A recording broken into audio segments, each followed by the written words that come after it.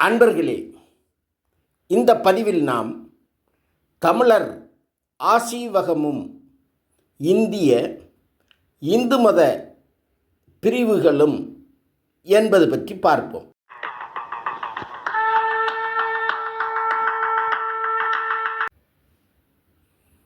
உலகத்தில் தோன்றிய முதல் மனித இனம் தமிழர்கள் என்பது போல், உலகத்தில் தோன்றிய முதல் மொழி தமிழ் என்பது போல், உலகத்தில் தோன்றிய முதல் மதம் தமிழர்களின் வாழ்வியலாய் வழிபாடாய் மெய்யை அடிப்படையாக வைத்து தன்னெழுச்சியாய் வளர்ந்து மலர்ந்து மக்களின் வாழ்வில் மனம் வீசிய ஆசீவகம் ஆகும்.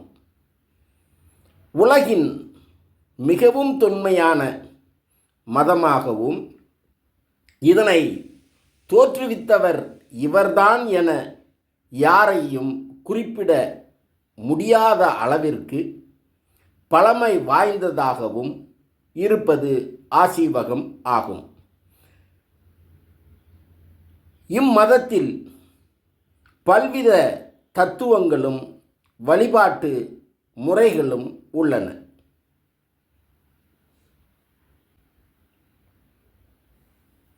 இன்றைய நிலையில் பல்வேறு மதங்களும் ஆசீவக தத்துவங்களையும் வழிபாட்டு முறைகளையும் தனதாக்கி கொண்டே இயங்குகின்றன.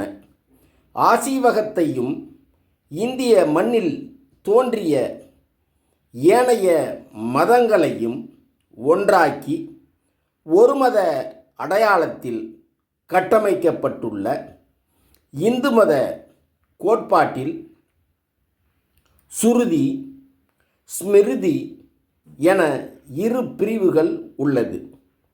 சுருதியில் வேதங்களும் உபநிடதங்களும் அடங்கும்.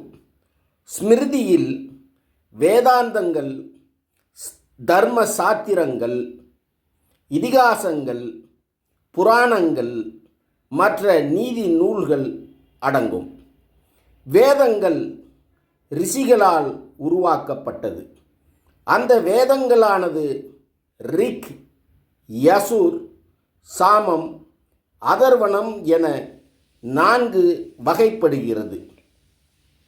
வேதங்களில் வேள்வி, ஆன்மா, கடவுள் வழிபாடு பற்றியெல்லாம் கூறப்பட்டுள்ளது. தற்போது நமது நாட்டில் வைதீக தர்மம் எனப்படும் சனாதன தர்மமே இந்து மதமாக, இந்து மத லட்சணங்களாக பார்க்கப்படுகிறது. இந்து சாத்திரங்கள் ஆத்திகம், நாத்திகம் என இருவகை வேதத்தை ஆதாரமாக கொள்கிறது. ஆத்திக தர்ம சாத்திரம் 6 வகைப்படுகிறது. இதில் நியாயம் என்பதை கோதமர் எனும் அக்கபாதரும், வைசேடிகம் என்பதை கணாதரும், சாங்கியம் என்பதை கபிலரும், யோகம் என்பதை பதஞ்சலியும், மீமாம்சம் என்பதை ஜைமினியும், வேதாந்தம் என்பதை வியாசர் எனும் வாத ராயனர் என்பவரும் அருளியுள்ளார்கள். நாத்திக சாத்திரங்களாக ஆசீவகம், சார்வாகம், ஜைனம், பௌத்தம், வைஷ்ணவம், சைவம், அதோடு சிவன், விஷ்ணு, சூரியன், கணபதி, சக்தி எனும் ஐநிலை கடவுள் வழிபாடு போன்ற பிரிவுகள் உள்ளது.